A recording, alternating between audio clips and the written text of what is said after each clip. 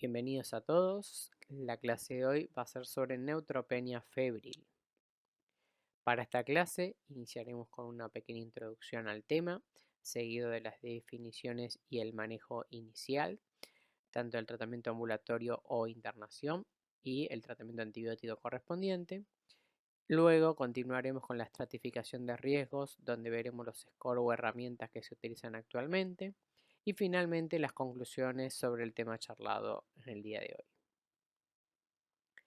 Para esto, esta charla se ha utilizado principalmente la guía de manejo de neutropenia febril de la Sociedad Norteamericana de Enfermedades Infecciosas, ITSA, como de la Sociedad Norteamericana de Oncología, ASCO, publicadas en mayo del 2018, que tienen como objetivo proporcionar una guía actualizada sobre el tratamiento ambulatorio de la fiebre y neutropenia en pacientes con cáncer.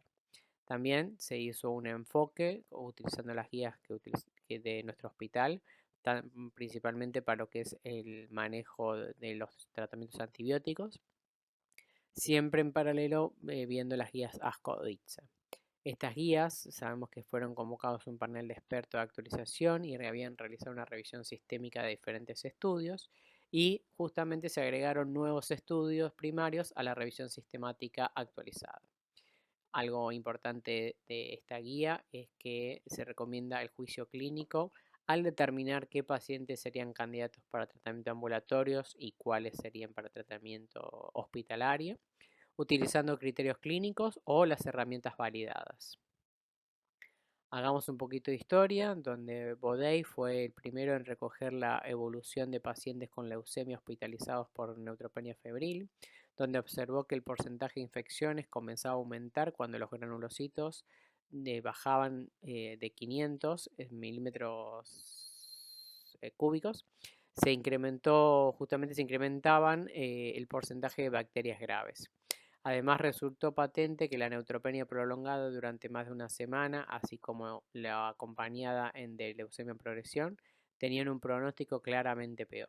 Otro factor pronóstico puesto en relieve por Bodey fue la demora en la instauración de tratamiento antibiótico correcto.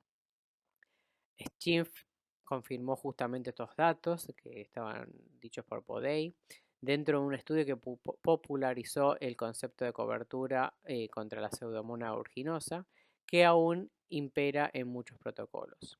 En la época un poco más reciente, en los años 80 aproximadamente, Piso publicó dos brillantes estudios clínicos que perfilaron el estándar actual al introducirse dos nuevos conceptos: la adición de antifúngicos si la fiebre no se resolvía y el mantenimiento de los antibióticos hasta la recuperación medular para evitar las bacteriemias disruptivas.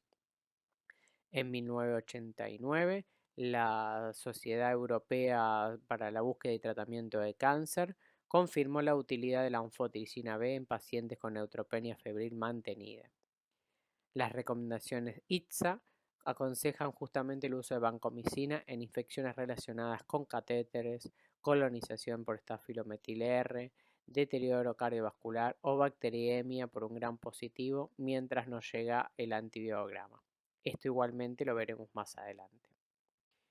Haciendo tema a la introducción, los pacientes con neutropenia febril presentan un riesgo muy elevado de tener complicaciones graves y es por ello ser tratados precozmente con antibióticos.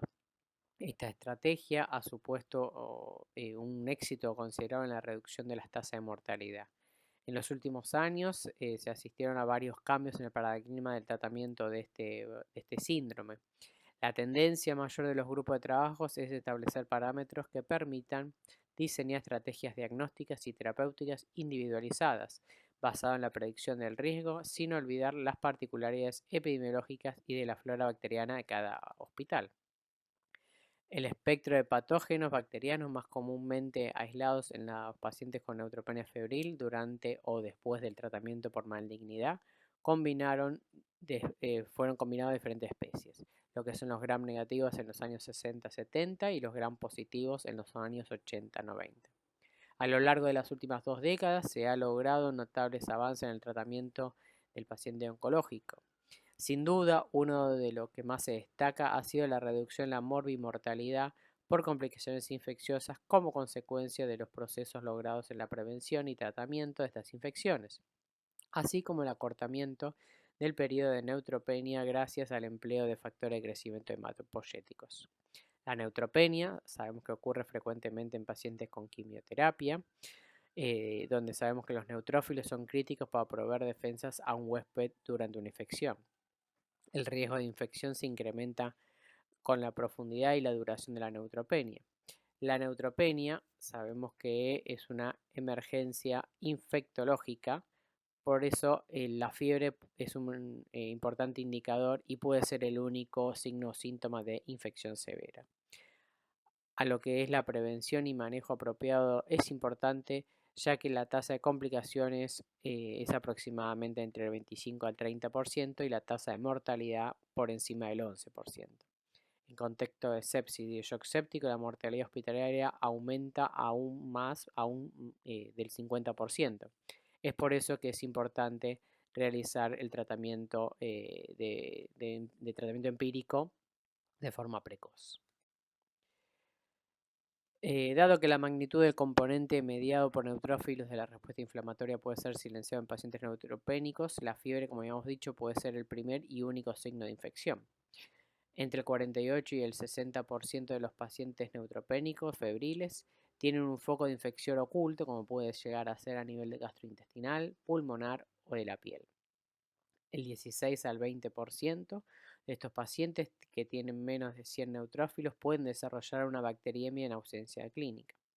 Con respecto a los gérmenes, los gram positivos representa el 60 a 70% de las infecciones microbiológicas. Acá tenemos al Staphylococcus negativo, al enterococo, al Corynebacter, al Staphylo aureus, al Streptococcus viridans o al Streptococcus pneumoniae, que pueden causar infecciones severas si no son tratadas rápidamente.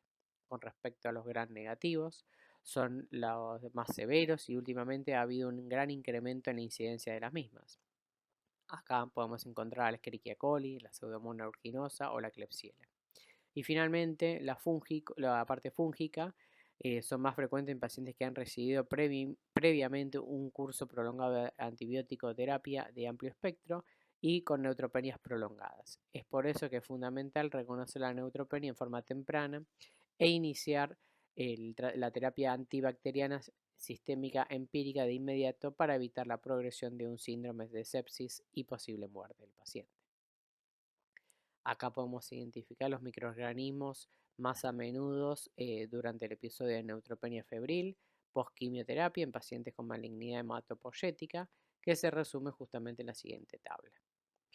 Podemos encontrar, como habíamos dicho, el Staphylococcus negativo, el enterococo, el Corynebacter, el Staphylo aureus, el viridans, el pneumoniae, la Escherichia coli, las Pseudomonas, Klebsiella y finalmente el grupo fúngico.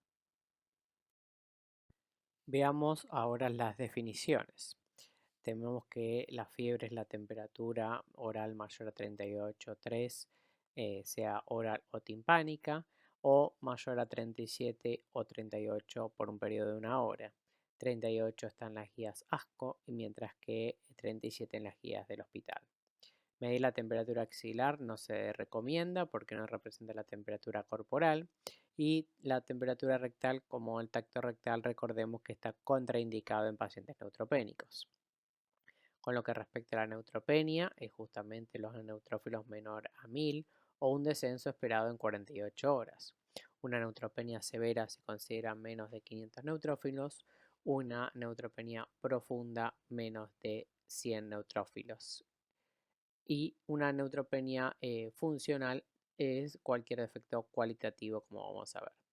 Dentro de lo que es la neutropenia profunda, podemos encontrar la neutropenia febril de alto riesgo post-quimioterapia, que es aquella neutropenia profunda de la cual se prevé que será de larga duración, o sea, mayor a 7 días, o con signos de alarma como la hipotensión, la neumonía, el dolor abdominal de inicio reciente, los cambios neurológicos y las comorbilidades médicas significativas, como es el cáncer no controlado, el EPOC, el pobre estado funcional o la edad avanzada. Lo que respecta a la neutropenia funcional, se refiere a pacientes en donde la neoplasia hematológica de base produce un defecto cualitativo de los neutrófilos circulantes por la alteración de la fagocitosis y la muerte de los patógenos. La Sociedad Internacional del Huésped Inmunocomprometido ha clasificado los síndromes iniciales de neutropenia febril en las siguientes categorías. La infección clínicamente demostrada, que es un cuadro infeccioso en el que se ha individualizado el foco primario sin haber podido aislar el microorganismo responsable. Y también tenemos la infección microbiológicamente demostrada, donde vemos que es un cuadro infeccioso en el que se aísla el microorganismo responsable en cultivo de material representativo. Ahora sí. Con lo que respecta al manejo inicial, en ausencia de una explicación alternativa, los médicos deben resumir que la fiebre en un paciente neutropénico posterior a la quimio es el resultado de una infección. Esto es lo que quiere decir justamente que entre el 48 y el 60% de los pacientes neutropénicos febriles tienen un foco de infección oculto. El 16 al 20 de los pacientes que tienen menos de 100 neutrófilos pueden desarrollar una bacteriemia en ausencia clínica. Por esta razón, el panel recomienda que el enfoque diagnóstico busque identificar organismos infecciosos y establecer un diagnóstico microbiológico si es posible y evaluar a fondo los posibles sitios de infección para establecer el diagnóstico. Con lo que respecta al manejo general, tenemos que la historia clínica tiene que ser completa, al igual que el examen físico. Dentro de la historia clínica, principalmente vamos a preguntar antecedentes de enfermedades infecciosas previas, el estado de inmunización o vacunación, los tratamientos antibióticos últimos de los 6 meses, la procedencia del paciente y las estancias o viajes a países fuera de nuestro entorno, el contacto con otras personas para saber si, por ejemplo, ha estado en contacto con pacientes con TBC, cuándo fue su última transfusión y en la mujer principalmente siempre cuándo fueron sus últimos controles ginecológicos. Con lo que respecta al examen físico, tiene que ser completo y minucioso donde tenemos que evaluar los sitios más frecuentes como son las fauces, la piel, la región perianal, los pulmones, el abdomen y el sitio de inserción del catéter.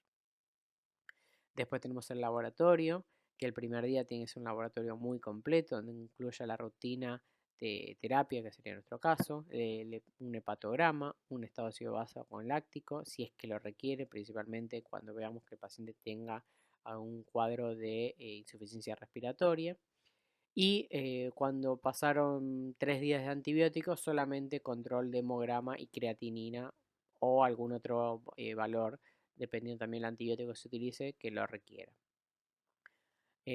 Por lo menos 2 cultivos de sitios anatómicos diferentes, o sea, de sangre periférica, un retrocultivo, si es que tiene algún catéter el paciente, urocultivo y el cultivo de cualquier sitio de lesión sospechosa, como puede ser, por ejemplo, el orificio del catéter. Y algo que recomienda las guías es que los leucocitos de materia fecal solamente ante diarrea o sospecha de Clostridium difficile. Las imágenes, en caso de que la radiografía, que sería la primera imagen de tórax que pediríamos, es normal, se indica pedir una tomografía o en nuestro caso podríamos pedir ante la radiografía la ecografía torácica y en caso que esta nos dé normal o dudosa, ahí recién pedir la tomografía. Sabemos que el 50% de las radiografías pueden ser normales en estos pacientes que presentan neutropenia. La evaluación debe realizarse pronto, es decir, dentro de los primeros 15 minutos después del triage, para que el paciente que se presenta con la neutropenia febril dentro de las 6 semanas de haber recibido la quimioterapia pueda tener una evaluación rápida y que esta evaluación puede ser una prueba muy sensible, aunque con baja especificidad, enfatizada justamente en la inclusión de un lugar de exclusividad. Con respecto al hisopado nasofaringio, es similar justamente a la gripe, es decir, la aparición repentina de una enfermedad respiratoria caracterizada por fiebre y tos y al menos alguno de los siguientes síntomas, como malestar general, dolor de garganta, tos seca, artralgias o mialgias. En el contexto justamente de una enfermedad respiratoria adquirida, se busca el hisopado de influenza. Solo se recomienda en forma rutinaria cultivos de vigilancia nasal, axilar o inguinal y perianal semanalmente para la búsqueda de SAMR o bacilos gram negativos multiresistentes para ajuste de esquema empírico en caso de neutropenia febril. En caso de neumonía o cuadro de vía aérea superior, solicitar el PCR múltiplex para virus respiratorios. La primera dosis de terapia empírica debe administrarse dentro de la primera hora después del triage desde la presentación inicial. El esquema antimicrobiano inicial recomendado debe ser de amplio espectro y tener actividad para pseudomonas. Cefalosporina de tercera o cuarta generación podemos utilizar, el pipertazo o los carbapenémicos. Y pacientes graves con falla multiorgánica o resistencia antimicrobiana, justamente agregar otros, como son los aminoglucósidos, que son una excelente opción para el tratamiento combinado por su sinergia contra gérmenes gram negativos y algunos gram positivos, con menor riesgo de resistencia. La reevaluación del tratamiento establecido debe realizarse entre los 2 y los 4 días de haber iniciado el tratamiento empírico. Con lo que respecta a los antimicóticos, el panel recomienda limitar la profilaxis antifúngica a los pacientes con riesgo sustancial de invasión micótica invasiva, entre el 6 al 10%, de los regímenes que probablemente disminuya el recuento de neutrófilos a menos de 100 durante mayor a 7 días. El uso de la vancomicina, como habíamos dicho al principio de la parte histórica, la vancomicina no se recomienda como parte estándar del régimen antibiótico inicial, pero este agente debe considerarse para indicaciones clínicas específicas como es la infección del catéter, infección de piel y partes blandas, neumonía severa, Streptococcus viridans con alto nivel de resistencia a penicilina, hemocultivos para coco gram positivos o shock séptico. Se suspende si los cultivos a las 48 horas son negativos y el paciente está clínicamente estable. Sabemos que una de las complicaciones de la vancomicina es el famoso síndrome del hombre rojo, la hipotensión arterial, la bradicardia, el eritema o la urticaria, las reacciones anafilaxoides y principalmente la ototoxicidad. Se puede considerar modificaciones a la terapia empírica inicial para pacientes en riesgo de infección con los siguientes organismos resistentes a los antibióticos, particularmente si la condición del paciente es inestable o si el paciente tiene resultados positivos de hemocultivos sospechosos de bacterias resistentes, como pueden ser el Staphylococcus aureus resistente a meticilina, el enterococo resistente a la vancomicina, las bacterias gram negativas productoras de beta-lactamasa de espectro extendido y los organismos productores de carbamepenasa. Los factores de riesgo influyen en la infección previa o la colonización con el organismo y en un tratamiento en el hospital con altas tasas de enfermedad. Las limitaciones de la rapidez y de la sensibilidad a los hemocultivos han generado interés en los marcadores séricos de inflamación, como la PCR, las interleuquinas y la proteína de unión a lipopolisacáridos, como marcadores justamente potenciales para guiar la decisión sobre el uso de antimicrobianos. Se incluyó una revisión sistemática con metaanálisis que informaba estimaciones de precisión diagnóstica para el biomarcador de procalcitonina para el diagnóstico de bacteriemia con una sensibilidad del 66% y una especificidad del 78%. Un estudio adicional encontró justamente que la LBP tenía una precisión diagnóstica similar a la procalcitonina o interleuquina 6 para el diagnóstico de infección. Por lo tanto, el panel de expertos concluyó que se necesitaría más investigaciones antes que los biomarcadores séricos puedan usarse como una herramienta de diagnóstico para justamente ayudar a determinar si los antibióticos están bien indicados. Hasta finales de la década del 80 y principios del 90, la terapia antibacteriana empírica se administraba casi siempre por vía intravenosa en el hospital si un paciente oncológico desarrollaba la neutropenia febril. Actualmente un espectro más amplio de trastornos que nunca se está manejando de forma ambulatoria.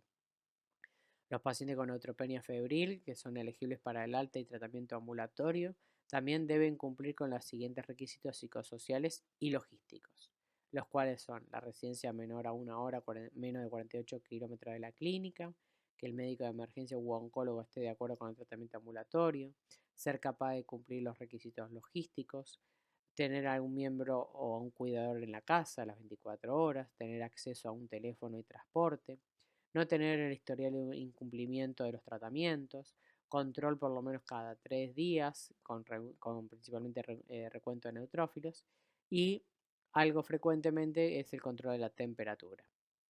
El panel lo que recomienda el tratamiento en el hospital para los pacientes que no cumplen con uno o más de los criterios enumerados, porque la única evidencia de seguridad y eficacia de la terapia ambulatoria proviene de estudios realizados en pacientes que cumplieron con estos requisitos.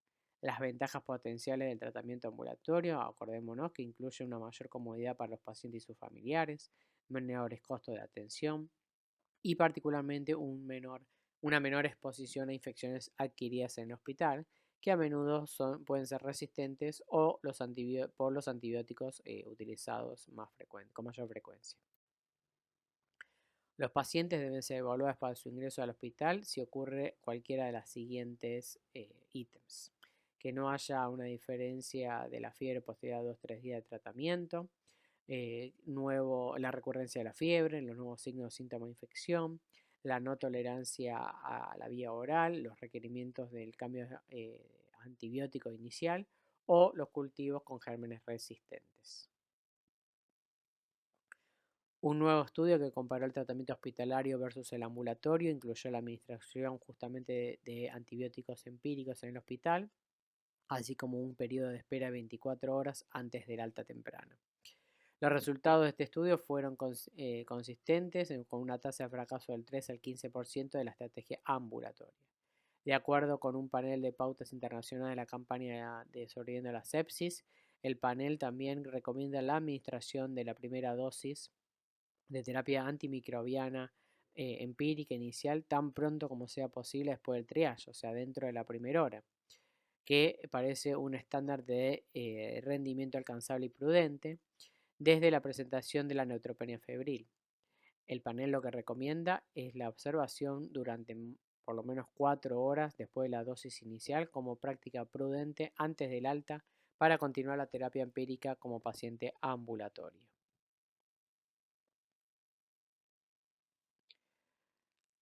No se recomienda el uso de quinolonas, digamos, solamente como terapia empírica inicial en el tratamiento ambulatorio de la neutropenia febril.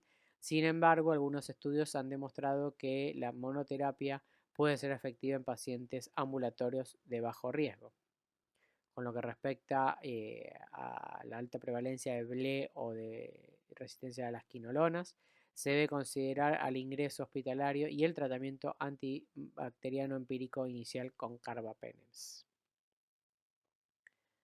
Esta guía justamente incluye 10 metaanálisis de los siguientes hallazgos principales para poder hacer el tratamiento empírico, que tiene un nivel similar de seguridad y eficacia con un tratamiento oral versus intravenoso, no una mejor supervivencia o éxito terapéutico, no hay una disminución en la mortalidad general o relacionada con la infección, y aunque la terapia intravenosa para paciente ambulatorio esté disponible, los medicamentos orales son más convenientes y menos costosos.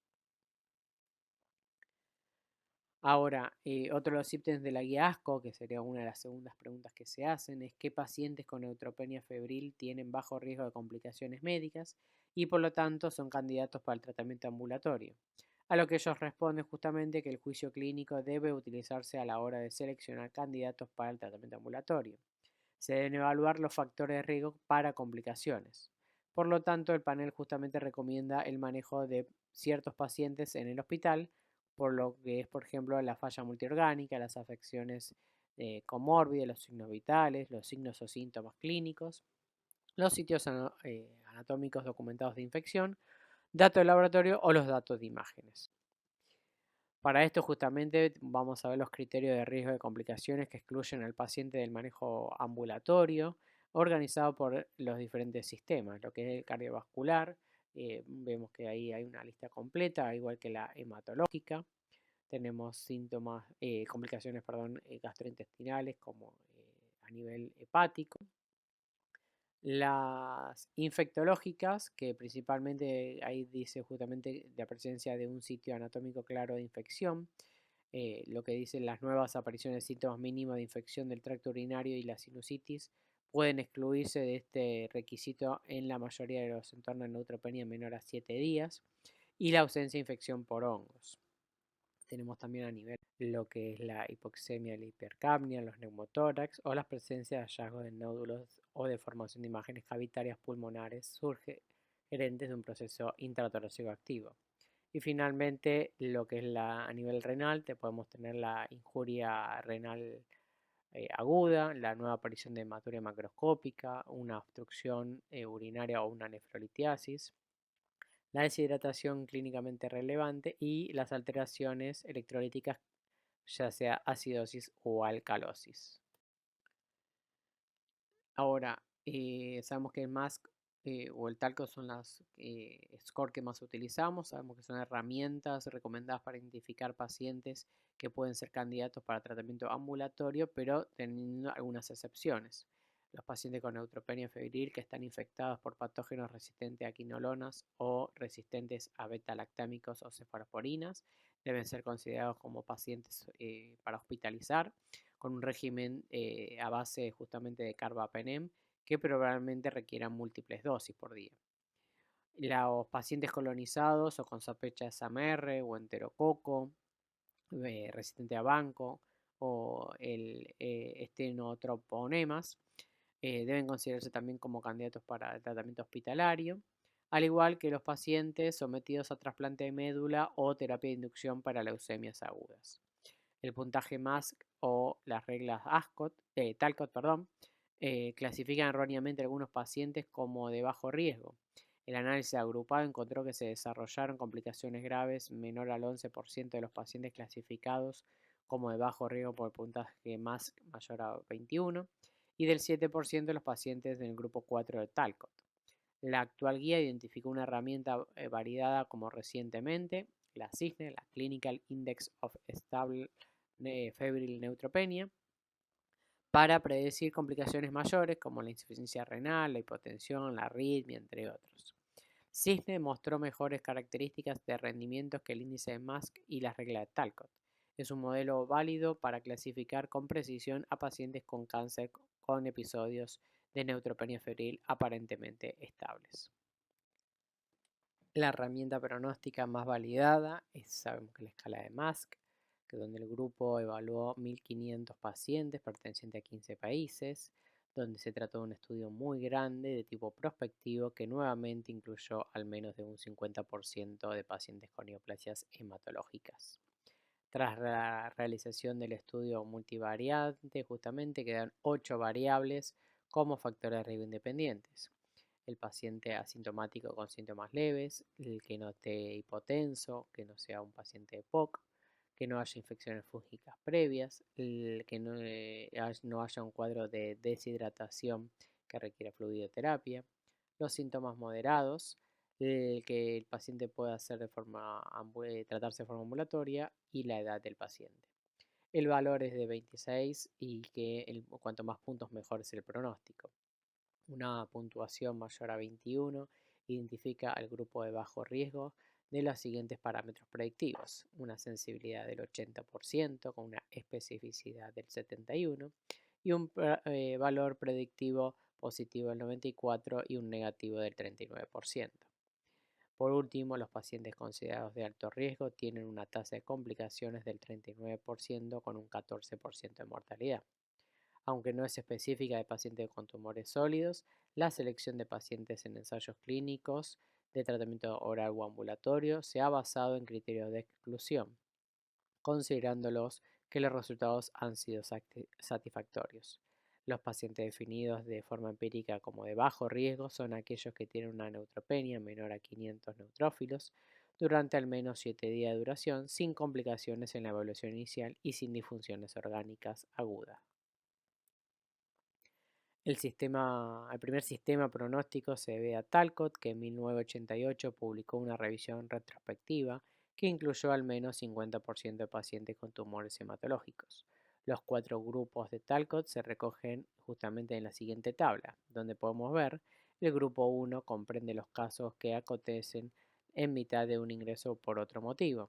El grupo 2 incluye la neutropenia febril con algún signo de deterioro clínico desde el principio, es decir, con alguna complicación secundaria del proceso infeccioso ya establecida. El grupo 3 principalmente incluye a los pacientes con leucemia que no han entrado en remisión completa tras un ciclo de quimioterapia y finalmente el grupo 4 comprende el resto de los pacientes y es el más numeroso, aproximadamente 70% de los episodios. La validación del estudio encontró que el 5% de los pacientes considerados de bajo riesgo desarrollaron complicaciones. Si el paciente pertenece a los dos primeros grupos, es obvia la necesidad de ingreso. El paciente ya está grave y por lo tanto hay que ofrecerle todas las medidas de soporte. Probablemente el mérito de los estudios de Talcott resida en haber sugerido que la fiebre neutropénica no es un síndrome homogéneo y por lo tanto requiere un tratamiento individualizado. En su estudio, el principal factor que predijo un curso clínico sin complicaciones tras los antibióticos fue de no tenerla ya antes de los mismos. Tanto la Sociedad Norteamericana de Oncología Clínica como de Enfermedades Infecciosas han publicado en forma conjunta una guía de práctica clínica actualizada sobre neutropenia febril y en ella recomiendan el uso del score de cisne como herramienta adicional para determinar el riesgo de complicaciones de estos pacientes, que tiene justamente como objetivo validar un nuevo modelo pronóstico a partir del modelo cisne y compararlo con los modelos MASC y Talcott. Recordemos que cisne solo debe usarse en pacientes con tumores sólidos y neutropenia febril aparentemente estable. En simples palabras, cisne demostró mejores características de rendimiento que el índice de MASC y la regla de Talcott. El cisne puede mejorar la clasificación de este grupo de pacientes de bajo riesgo en relación con las herramientas que han sido respaldadas previamente. El estudio de evaluación de factores pronósticos en neutropenia febril de tumores sólidos y episodios estables, FINITE, fue diseñado para validar el puntaje cisne y comparar su desempeño predictivo con otros enfoques, ya sea observacional, multicéntrico y prospectivo. Las curvas de ROC de cisne, MASC y Talcott para predecir complicaciones graves en el subconjunto de validación. Podemos verla más adelante en la próxima filmina, la sensibilidad y especificidad de cada score. El área bajo la curva fueron de 0,65 para Talcott, 0,72 para MASC y 0,86 para cisne, con una P significativa de 0,001 para comparar cisne MASC y 0,27 para comparar MASC con Talcott. Aquí justamente demostramos la capacidad de puntuación de pronóstico cisne para discriminar el riesgo de desarrollo de complicaciones graves en pacientes con estas características y su rendimiento superior en comparación con el modelo MASC en este contexto.